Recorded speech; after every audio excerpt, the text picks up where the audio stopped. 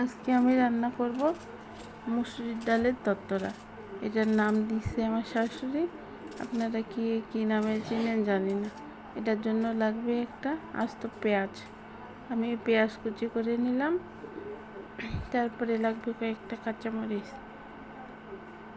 আপনারা যে যেমন খাবেন আপনারা ওইভাবে নেবেন।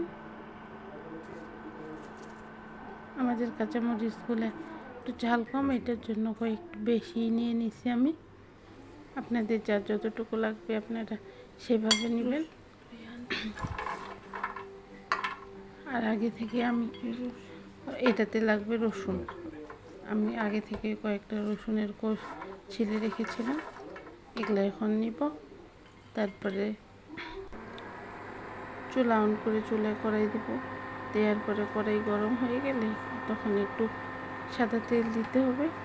সাদা তেল গরম করতে হবে কিছুক্ষণ।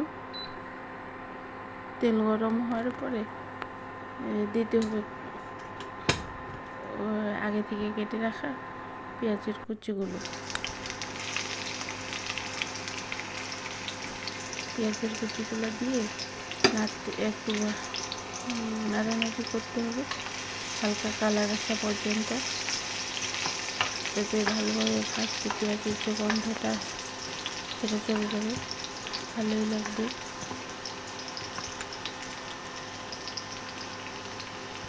তারপরে দিয়ে দিতে হবে কাঁচামরিচ, যেগুলো কাটে রাখা হয়েছিল সেগুলো। কাঁচামরিচ দিয়ে আবার একটু নাড়াচাড়া করতে হবে, আবার একটু হালকা কালার আসা পর্যন্ত অপেক্ষা করতে হবে আর নাড়তে হবে। এটাকে আবার কালার চলে আসতে মরিচটা না ভাজলে আবার বেশি একটু ঝাল হয়ে যায়, তার জন্য মরিচটা একটু ভাজা দরকার। তারপরে দিয়ে দিতে হবে আস্ত হলুদ গুঁড়ো। হলুদ গুঁড়ো দিয়ে আবার একটু ভাজতে হবে, কারণ হলুদের গন্ধটা যাওয়ার জন্য, তাহলে কাঁচা কাঁচা লাগবে। তারপরে দিয়ে দিতে হবে মুসুরির ডাল, ডালটা ছোট্ট করে দিয়ে দেওয়ার পরে আপনার ডালি পেটে চলে আসবে। আমি অল্প দিচ্ছি কারণ আমি এটাই খাবো, সেই দিচ্ছি টেস্ট আসবে। কেউ খাবে না, কারণ কেউ খায় কেউ খায় না। আর সেই দিতে মাছ মাংস তো ভালো লাগে না, এটার জন্য এটাও করা। আর এটা দিয়ে একটু তেলে ভাজে নিতে হবে। নেওয়ার পরে রসুন, এই যে আগে থেকে কাটা রাখা রসুনগুলো দিয়ে দিতে হবে, দিয়ে আবার একটু নাড়াচাড়া ভালোভাবে করতে হবে, ভাজতে হবে ডাল আর রসুন।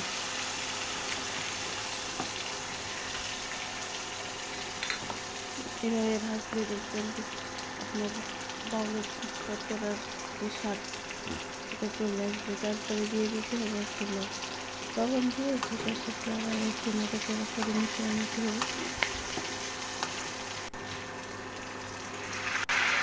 তারপরে আগে থেকে গরম করে ফুটন্ত গরম পানি রেখে দিয়েছিলাম, সেটা দিতে হবে। আমার এখানে পানির পরিমাণ একটু কমে গেছে, সে কারণে আবার একটু দিব।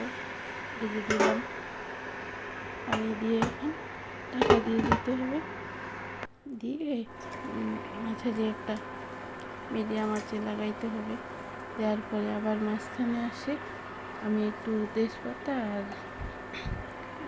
হচ্ছে জিরার গুঁড়া দিয়ে আবার একটু নাড়াচাড়া